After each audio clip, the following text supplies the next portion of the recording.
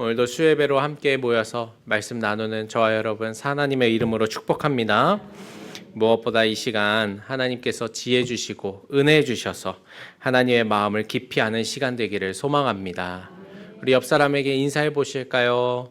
잘 오셨습니다. 네. 지난주에 우리가 드로아에서 유두고를 살렸던 이야기를 좀 나누게 되었어요.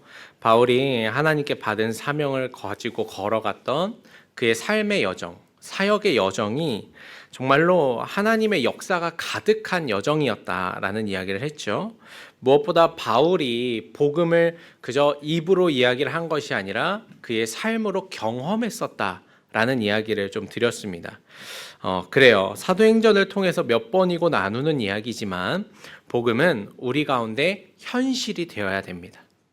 복음이 어떤 좋은 이야기나 어떤 개념적인 이야기, 교리적인 이야기로 남아서는 안 되고요.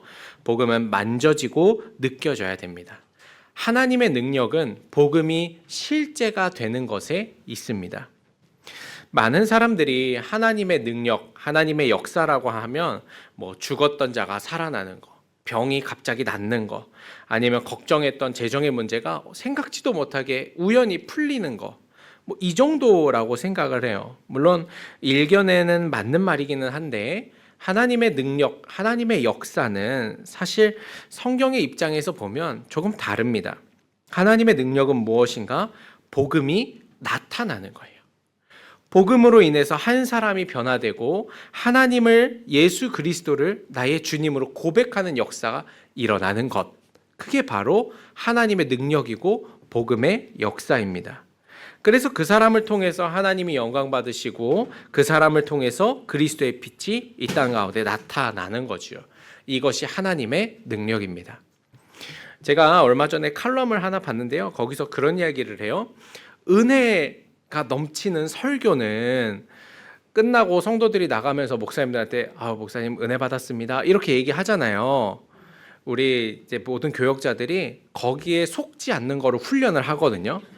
이거는 사기다. 이 말을 믿어서는 안 된다. 이렇게 이야기를 합니다.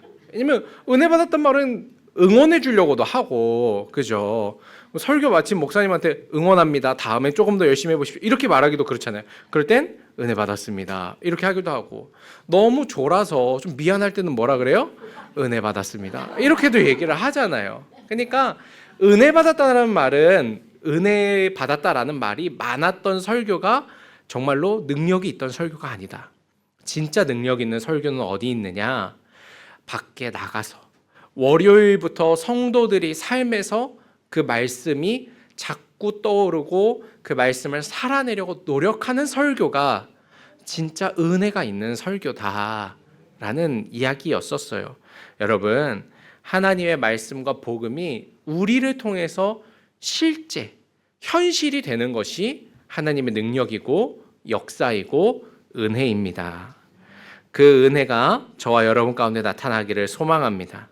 우리의 삶을 통해서 하나님이 드러나시고 우리가 머무는 곳곳마다 하나님의 나라가 임하고, 그리고 사람들이 우리를 통해서 예수를 주로 고백하는 역사가 있는 것, 이것이 우리가 경험해야 하는 하나님의 능력과 역사인 줄 믿습니다.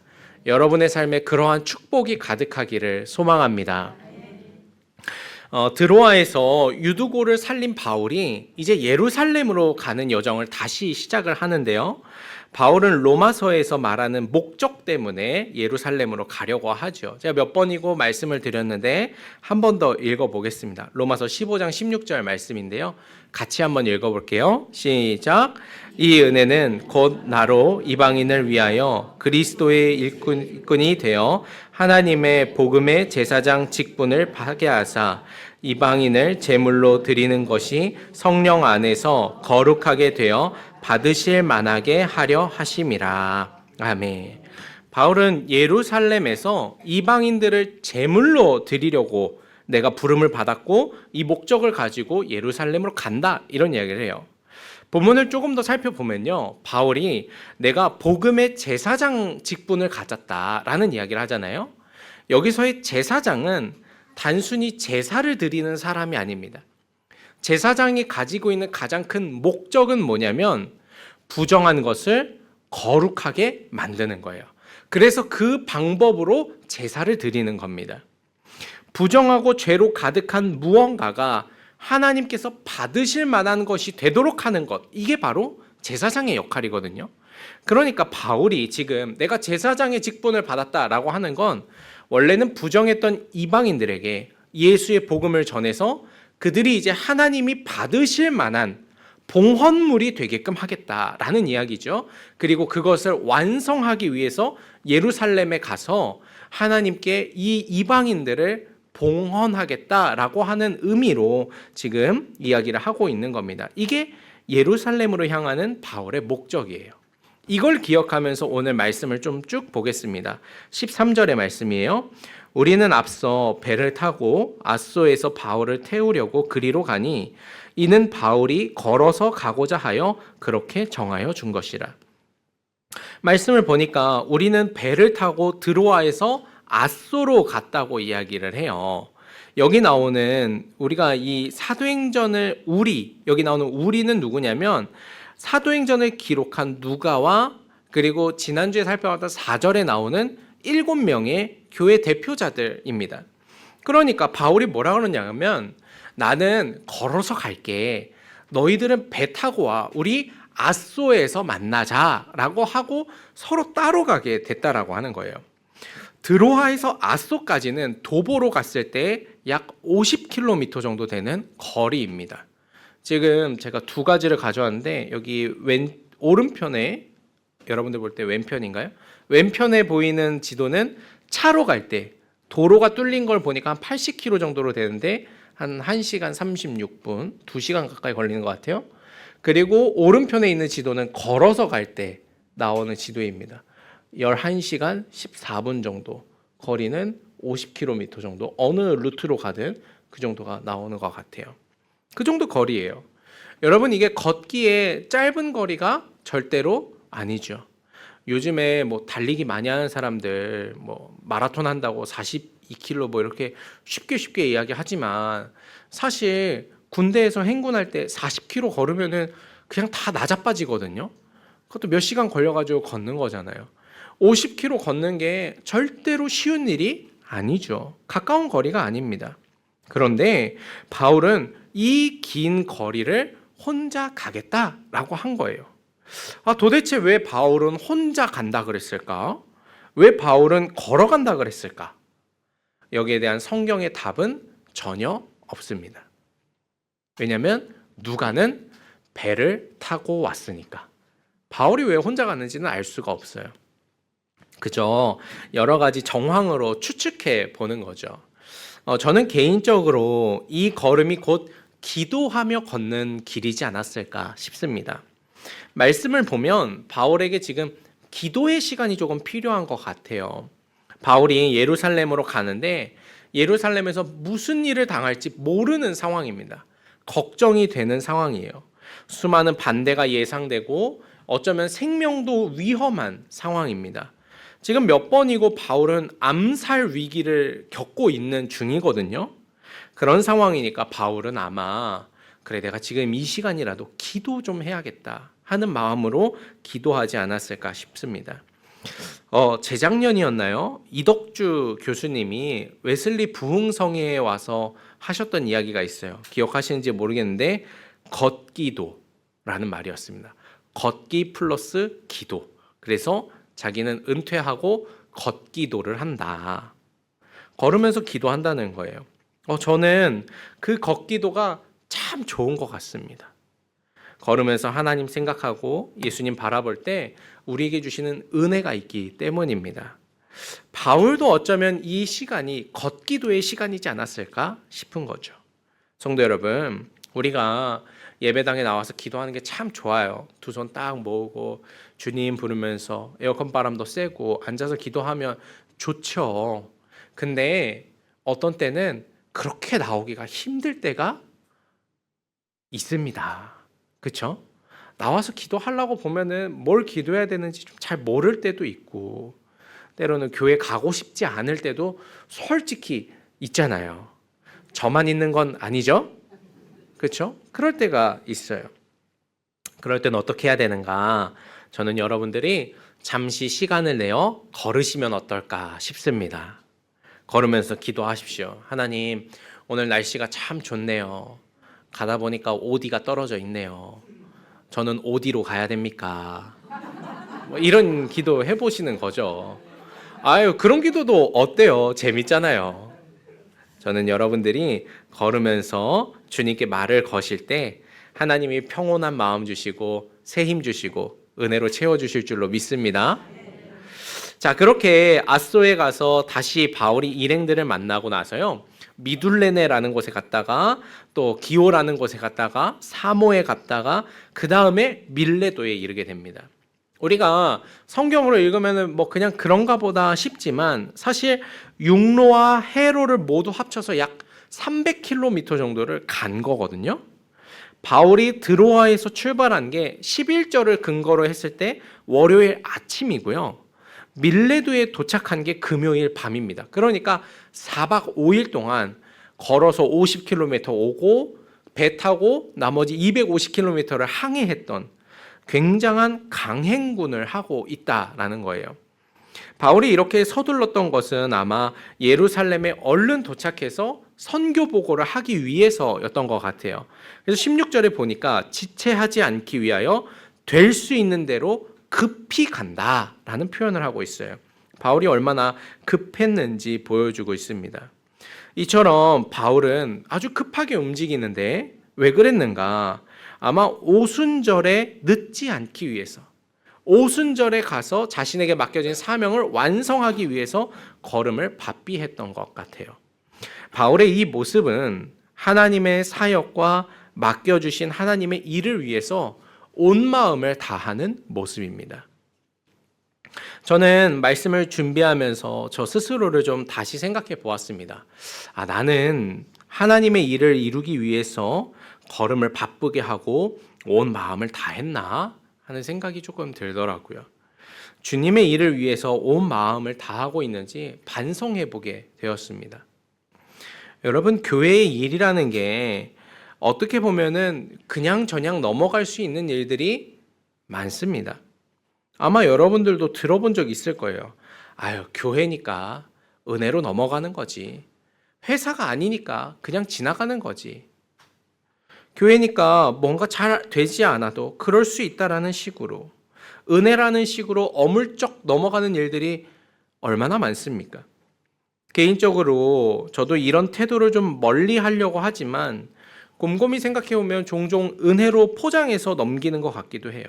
바울은요, 주님의 일을 위해서, 하나님이 맡기신 사명을 위해서 누가 보는 것도 아닌데, 누가 그렇게 하라는 것도 아닌데 자기 스스로 온 마음을 다해서 300km를 할 수 있는 대로 급히 마음을 다해서 가고 있었던 겁니다. 주의 일에 초점을 맞추고 있는 거예요. 바울은 은혜라는 단어로 어물쩍 넘어가는 일이 없습니다.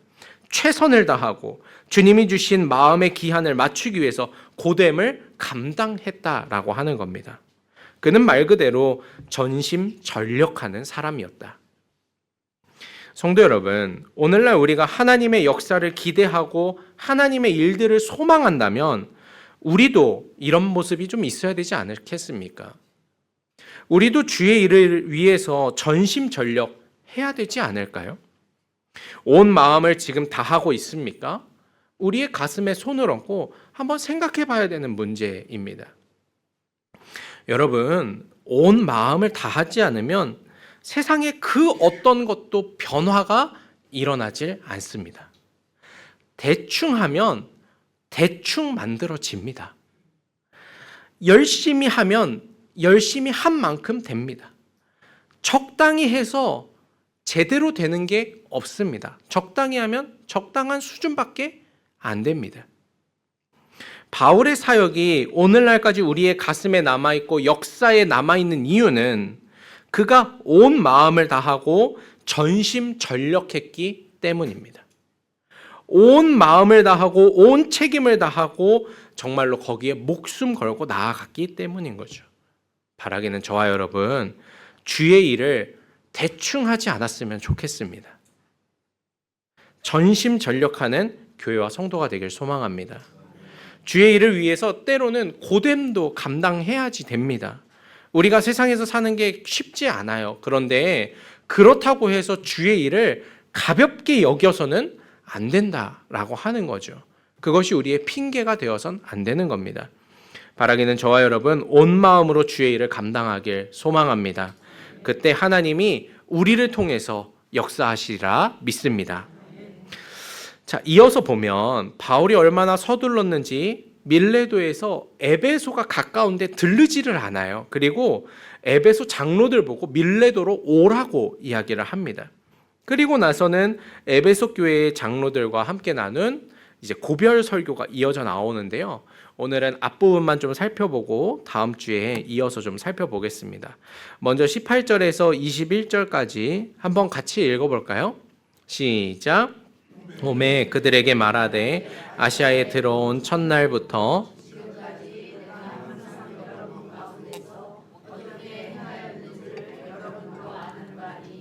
곧 모든 겸손과 눈물이며 유대인의 관계로 말미암아 당한 시험을 참고 주를 섬긴 것과 유익한 것은 무엇이든지 공중 앞에서나 각 집에서나 거리낌이 없이 여러분에게 전하여 가르치고 유대인과 헬라인들에게 하나님께 대한 회개와 우리 주 예수 그리스도께 대한 믿음을 증언한 것이라. 아멘. 말씀을 보니까 바울이 자기가 에베소에서 어떻게 사역했는지를 먼저 말해주고 있어요. 우리는 여기서 바울이 가진 목회의 진면목, 단면을 보게 되는데 바울은 먼저 모든 겸손과 눈물, 시험을 참아가면서 목회했다라고 하고 있어요. 바울의 목회가 절대로 쉽지 않았다는 거죠. 그가 교회를 세우려고 할 때 방해를 받았고 모욕을 당했어야 했다. 그 과정에서 얼마나 눈물을 많이 흘렸고 얼마나 참았는지 여러분들이 알고 있다, 이 이야기입니다. 바울의 목회가요, 편안하게 대접받는 목회가 아니었습니다. 바울은 정말로 복음 때문에 많은 아픔을 받은 목회였죠. 또 이어서 바울은 유익한 것, 복음과 관련된 것, 신앙생활에 대한 것, 제자로 살아가는 것에 대해서 공개적으로 그리고 개인적으로도 거리낌 없이 가르쳤다라는 이야기를 합니다. 바울이 누구를 편애하거나 누구 편에 서지 않았다라는 거예요. 바울은 내가 해야 할 역할을 담대하게 감당했다라는 이야기를 하고 있습니다. 이 말씀을 보니까 바울이 진짜 목회자이구나 하는 생각을 조금 해보게 되죠. 그는 정말로 하나님의 사람이었습니다. 말씀을 준비하면서 이 부분에서 저는 잠깐 기도를 했어요. 하나님, 바울처럼 진짜 목회자가 되게 해 주옵소서. 주님이 주신 사명 바라보고 감당하는 목사 되게 하여 주옵소서. 기도하게 되었습니다. 여러분, 오늘날 이 시대가요, 참된 목회자를 만나기가 참 어려운 시대가 되었습니다. 진짜 목사를 만나는 게 얼마나 어려운지, 오죽하면 좋은 목사 만나는 게 축복이다라고 말하는 시대가 되었어요. 얼마 전에 청년들이랑 차를 타고 가다가 용산에 있는 삼일교회를 좀 보게 되었습니다. 아마 많이들 아시겠지만 삼일교회가 크게 부흥했을 때 이 당시 담임이었던 전 모 목사의 성추문 때문에 문제가 굉장히 심각했었죠. 그런 이야기를 청년들이 먼저 꺼내서 이야기를 하더라고요. 이 교회에서 뭐 어떻게 저랬대요. 그런 얘기를 하더라고요. 그래서 그 이야기를 듣다가 제가 그랬습니다. 여러분, 청년 여러분, 혹시 나중에라도 어떤 목사가 스킨십을 너무 과하게 하거나 아니면 무언가 성적인 제스처 아니면 뉘앙스를 풍기면 거리를 두셔야 됩니다. 제가 그렇게 이야기를 했어요. 그리고 나서 덧붙여서 제가 혹시 제가 실수하거나, 나도 실수할 수 있으니까 제가 실수하거나 불쾌하게 한다고 하면은 꼭 저에게 이야기해 주셔야 됩니다. 목사님, 이건 아닌 것 같다라고 꼭 말해주세요. 두려워하지 말고 말해주세요 라고 했습니다. 그랬더니 그러더라고요. 목사님은 우리랑 거리 많이 두시잖아요. 맞아요. 거리를 많이 둡니다. 되도록이면 가까이 하지 않으려고 하는 그런 모습이 저한테 조금 있었던 것 같아요. 근데 그 이야기가 저한테 순간 칭찬처럼 들리기도 하더라고요. 아, 내가 거리 조절을 좀 잘하고 있구나. 저는 원래 약간 좀 먼 거리에서 하는 걸 좋아하거든요. 그러면서 이어지는 생각이 참 안타깝다 하는 생각이 또 좀 들었습니다. 당연한 것을 칭찬으로 여겨지는 시대, 당연한 것이 축복이 되어버린 시대, 참 안타깝지 않나요? 본이 되는 목회자를 만나는 건 당연한 일입니다. 좋은 목사님을 만나는 건 당연한 일이어야지 돼요. 좋은 교회에 가는 것이 그냥 뭐 늘상 있는 일이어야 됩니다. 그런데 그것이 축복이라면 세대가 참 안타까운 것입니다. 오늘 말씀의 바울은요, 요즘의 목회자들과는 차원이 다른 목회자였습니다. 그는 정말로 본이 되는 사람, 닮고 싶은 신앙과 영성, 삶을 살아가는 사람이었습니다. 개인적으로 바라기는 제가 바울을 닮는 목회자가 되기를 바랍니다. 그래서 절 만나는 사람들이 좀 축복받았다 생각하면 좋겠습니다. 그리고 우리 광희문 교회가 좋은 목회자들이 많이 들어오는 교회가 되길 바라고요. 그리고 여기서 좋은 목사님들이 양성되어지는 요람과 같은 교회가 되기를 축복합니다. 이어서 말씀 22절, 23절 볼게요. 보라, 이제 나는 성령에 매여 예루살렘으로 가는데 거기서 무슨 일을 당하는지 알지 못하노라. 오직 성령이 각 성에서 내게 증언하여 결박과 환난이 나를 기다린다 하시나. 말씀을 보니까 바울이 예루살렘에 가는데 이건 성령에 매여서 간다라고 말하고 있어요. 여기서 매여서 간다는 건 성령님이 주도하시고 이끌어 가신다라는 거죠. 바울은 그저 그 성령의 이끄심에 순종해서 예루살렘으로 가고 있다라는 겁니다. 문제는 그 성령의 이끄심이 그다지 좋은 결과를 가져오진 못할 것이다라는 예상이죠. 바울은 성령에 순종하기는 하지만 예루살렘에서 무슨 일을 당할지는 모르겠다라는 이야기를 하고 있어요. 그리고 나서 뒤에 보니까 그의 마음에 성령이 주시는 강한 음성이 있는데 너는 결박과 환난을 받을 것이다 라고 말하고 있다는 거죠.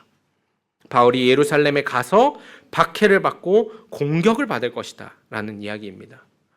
저는 이 본문이 우리에게 굉장히 중요한 영적 지침이 된다고 믿습니다. 우리는 보통 하나님의 이끄심, 하나님의 역사, 성령의 인도하심을 생각할 때 평안하고 좋은 일이 있고 문제가 없고 어려움이 없을 것이라고 기대합니다. 그래서 말씀에 순종하고 기도에 순종했을 때 내 삶에 어려운 일이 일어나고 고난이 닥쳐오면 하나님을 원망할 때가 있어요. 여러분, 이것이 얼마나 무속적인 신앙인지 우리는 분명하게 깨우쳐야지 됩니다. 하나님의 이끄심을 따를 때 고난이 없을 거라고 누가 말했나요? 성령에 순종할 때 어려움과 환난이 있을 것이라고, 없을 것이라고 누가 말했나요? 성경은 그렇게 말하지 않습니다. 오히려 성경은 우리에게 고난을 받으라고 말하고 박해를 견디라고 말합니다. 또는 박해를 받고 출교를 각오해야 된다. 이 말은 뭐냐면 너희가 살고 있는 사회에서 소외되어야 될 것이고 어쩌면 격리되어야 될 수도 있다라는 이야기를 해요. 그러나 주님이 말씀하신 건 그 모든 것을 겪고 났을 때 너희들에게 반드시 승리가 있을 것이다. 이 이야기입니다. 하나님은 당신의 일을 이루시는 분입니다. 그리고 필요하시다면 그 일을 위해서 우리가 고난을 받게도 하십니다. 예수 믿는 것이 곧 고난을 받는 것이다 라고 말하는 건 아니에요. 그러나 우리가 주님을 따르는 길에서 고난을 받기도 하고 어려움을 만나기도 한다라는 사실을 외면해서는 안 됩니다. 예수 믿는 게 좋은 일만 있는 건 아니라는 거예요. 이번에 우리나라에 큰 손님이 한 분 왔잖아요. 혹시 누군지 아세요? 젠슨 황. 와가지고 치킨만 먹어도 막 뉴스에 대서특필이 되는 그런 사람 아닙니까? 근데 그 젠슨 황이 얼마 전에 보니까 유퀴즈에 나온다 그러더라고요. 그러면서 광고하는 영상을 제가 잠깐 봤는데 거기서 젠슨 황이 그런 얘기를 해요. 유재석을 보면서 당신이 이렇게 위대한 MC가 될 수 있었던 건 굉장히 어려운 일들과 힘든 일들을 계속해서 시도해서 넘어갔기 때문이다. 그러면서 그 사람이 하는 말이 평범한 일은 어렵지 않다. 하지만 위대한 일에는 반드시 어려움이 뒤따른다. 그 이야기를 하는 거예요. 젠슨 황이 교회 다니는지 안 다니는지는 모르겠어요. 그러나 지금 세계에서 제일 가는 기업이잖아요. 엔비디아? 엔디비아? 어떻게 저보다 더 잘 아세요? 어쨌든 뭐 중요한 건 아니니까. 근데 그 기업을 만들어내기까지 그 사람이 가지고 왔던 삶의 철학이 무엇인지를 보여주는 거죠. 그리고 그 정도 되는 사람이 하는 이야기가 우리의 삶에 굉장히 중요한 관통하는 통찰력이다라는 생각을 좀 해보게 됩니다. 바울이 하는 말을 보세요. 바울은 성령에 이끌려 예루살렘으로 갑니다. 그가 하는 사역과 그의 일은 하나님의 일이에요. 좋은 일입니다. 그러나 그 일을 함으로써 받게 될 고난도 있다라고 하는 거지요. 그럼에도 불구하고 바울은 결단합니다. 주의 사명을 감당하기로 결단하게 된 거죠. 24절이에요. 내가 달려갈 길과 주 예수께 받은 사명 곧 하나님의 은혜의 복음을 증언하는 일을 마치려 하면은 나의 생명조차 조금도 귀한 것으로 여기지 아니하노라. 그렇습니다. 여러분, 이게 신앙이에요. 신앙은 꽃길을 걷느냐 가시밭길을 걷느냐 이 문제가 아닙니다. 신앙은 길의 문제가 아니에요. 누구와 함께 있느냐, 누구를 향해 가느냐, 너의 목적지가 어디느냐의 문제입니다. 그 가운데 있는 길은 그다지 중요한 게 아니에요. 바울은 예수 그리스도께 받은 사명을 위해서 자기 생명을 내놓겠다라고 말했습니다. 바울은 자기가 어디로 가야 될지, 무슨 일을 당할지에 초점을 맞추는 게 아니라 이 일을 통해서 어떤 일을 이루어 갈지를 초점에 맞추고 있다라고 하는 거예요.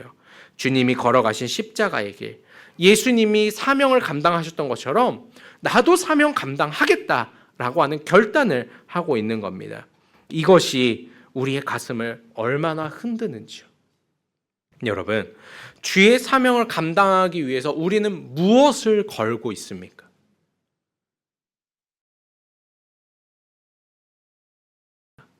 하나님의 일을 위해서 진심으로 최선을 다한다고, 마음을 다하고 열정을 다하고 있습니까? 깊이 생각해 봐야지 되는 부분이에요. 신앙은 나 좋을 때, 나 편할 때, 나 할 수 있는 만큼 하는 게 아닙니다. 성경은 편안할 때 신앙생활하라고 어디 써 있습니까? 그런 말 없습니다. 온 마음과 온 힘과 온 정성을 다해서 감당해라. 너가 집에 있든지 앉아 있든지 서든지 밖에 나가든지 들에 나가든지 어딜 가든지 말씀을 붙들어라. 그 이야기를 하고 있잖아요. 내 안에 있는 모든 것을 내어드리는 것이 신앙입니다. 이번 주일에 저랑 김경찬 전도사님이 청소년부 비전 트립을 위해서 나가사키에 가게 됩니다. 사전 답사를 좀 다녀오려고 해요. 이번 올해 교회 학교에서 가장 큰 사역입니다. 청소년 아이들 10여 명을 데리고 일본 나가사키에 가서 성지를 둘러보고 믿음의 걸음을 같이 걸어보려고 합니다. 어떤 분들은요, 청소년 아이들이 교회 돈을 가지고 여행 간다고 생각하시는 분들도 있어요. 저는 부탁드리는데요, 가볍게라도 그렇게 말씀하지 마십시오. 장난으로라도 그렇게 얘기하시면 안 됩니다. 이번 비전 트립을 통해서 우리 지금 교역자들과 교사들이 기도하고 있는 것은 아이들이 예수님을 만나고 변화되고 믿음의 사람으로 일어서기를 기도하고 있습니다. 그래서 아이들에게 시작할 때부터 제가 말했어요. 이번 비전 트립에는 준비 모임이 있는데 빠지면 못 간다. 혹시 모르니까, 혹시 너무 아플 수도 있으니까 한 번은 봐주겠다. 두 번부터는 못 간다. 위약금 물면 되지. 안 데려간다. 예배 빠지면 못 간다. 대충 할 것 같으면 가지 마라. 여행 가는 거 아니기 때문에 제가 뭐라 그랬냐면 캐리어도 가져가지 마라. 배낭으로 가지고 가라. 놀러 가냐? 다 배낭 들고 가라. 제가 다 그렇게 얘기했어요. 학부모님들한테는 되도록이면 화장품 가져가지 말게 하세요. 되도록이면은 아이들 꾸미는 옷으로 가져가지 말게 하시고, 힘들 겁니다. 고생할 겁니다. 그러니까 편안한 운동화, 그리고 아이들이 좀 힘낼 수 있도록, 그러고 날도 더우니까 온열 질환 예방할 수 있는 거 다 챙겨서 보내주세요. 여행 가는 거 아닙니다. 애들 고생 많이 할 겁니다. 아주 단호하게 얘기했습니다. 이게 여행이 아니라 비전 트립, 영적 순례다라는 걸 강조했어요. 여러분, 오늘날 교회가 아이들에게 신앙을 어떻게 가르치고 있나요? 한번 생각해 보십시오. 너희들 목숨을 다해서 주님을 위해서 희생해야 된다, 이렇게 가르치고 있습니까? 아니면 야, 적당히 해, 시간 날 때 하면 되지, 그렇게 가르치고 있습니까? 아이들이 자기 용돈에서 11조를 내고 있나요? 아니면 용돈은 용돈대로 주고 주일날 아침 되면 아이들이 엄마 나 오늘 헌금해야 돼, 그럼 헌금 쥐어주고 있진 않나요? 아니면 심지어 어떤 애들은 교회 나와주는 게 너무 고맙다, 용돈 줄게, 교회 끝나고 나면 부모님한테 쪼르르 가서 용돈 받아서 가고, 그러고 있지는 않나요? 물론 그러다가 예수를 안 믿어야 되는데 믿는 일들이 있으니까 이게 효과적이라고 착각을 해서 그렇게 하는데, 여러분 한번 생각해 보세요. 그렇게 신앙생활을 해서 자라난 아이들이 주를 위해서 무엇을 헌신하고 무엇을 내어드릴 수가 있겠습니까? 제가 중학교 3학년 때 교통사고를 크게 당했습니다. 한번 얘기 드렸는데요. 116번 버스를 타고 교회에서 집으로 오다가 냉동 트럭이 졸음운전을 해서 버스를 들이받았어요. 근데 그때 그 냉동 트럭이 원래는 소나타 후미를 들이받고 그대로 밀고 가서 버스를 들이받아서 소나타에 타고 있던 사람들은 생명을 잃었습니다. 굉장히 큰 사고였어요. 그 사고가 일어난 지점이 제가 이제 찍고 내려야 되는 지점이어서 일어났더니 쾅 하고 눈 떠보니까, 옛날에는, 지금은 없어졌는데 옛날에는 돈통이 있었잖아요. 눈 뜨니까 돈통인 거예요. 와, 그렇게 크게 큰 사고가 났습니다. 사고가 다 처리가 되고 꽤 시간이 많이 지났어요. 그땐 제가 중학교 3학년이니까 잘 몰랐습니다. 뭘 몰랐냐면 사고가 나면 보험금이 나온다라는 사실을 몰랐어요. 그래서 나중에 제가 물어봤다는 거 아니에요. 엄마, 그때 보험금이 나오지 않았어? 그 보험금은 대체 어디 있어? 여러분, 그 보험금이 뭡니까? 제 목숨값이잖아요. 얼마나 귀한 돈이에요. 그때 제가 사고 싶었던 게 노스페이스 바람막이. 우리 학교에, 우리 반에 한 30명인데 15명은 그걸 입고 와요. 선생님이 이게 교복이냐? 이럴 정도로. 근데 그게 그때 한 20만 원 했던 것 같아요. 너무 비싸서 못 사니까 그걸로라도 사고 싶다라는 마음에 물어봤더니 엄마가 하는 말이, 그거 교회 성전 건축하는데 보탰지. 네 이름으로 의자 하나는 샀을 거야. 장의자 하나를 내 이름으로 샀다는 거예요. 얼마나 화가 났는지. 그 돈이면 내가 좋아하는 거, 먹고 싶은 거, 내가 입고 싶은 거 살 수 있는데 어떻게 나랑 상의도 한마디 없이 그렇게 하셨는가. 화가 많이 났습니다. 그랬더니 어머니가, 야, 네 목숨값으로 하나님의 성전 지었으면 됐지, 뭘 자꾸 얘기를 해. 그러고 그냥 말더라고요. 그때의 충격이 얼마나 지금도 생생하니까 기억하는 거 아니겠어요? 근데 여러분, 지금 와서 돌아보니까 그게 얼마나 큰 감사인지. 제가 자의로 한 건 아니에요. 저에게 줬으면 안 냈을 겁니다. 그러나 주님의 성전을 짓는 일에 보험금을 냈다라고 하는 게 여러분 자랑이지 않아요? 그러니까 지금도 두고두고 잘 써먹잖아요. 노스페이스 샀으면 어디로 갔는지도 모를 그곳인데 지금도 잘 씁니다. 그뿐입니까? 고등학교 3학년 때 은혜 받는 수련회 가겠다고, 선생님 전 수련회 가겠습니다. 그랬더니 선생님이 뺨 때리면서, 너는 뭐 목사라도 하려 그래? 네, 목사 할 겁니다. 그래서 더 맞은 사건. 저 나름대로 바울처럼 40에 하나 감한 매는 아니지만 저도 은혜 받아보겠다고 매 맞아본 경험이 있는 거예요.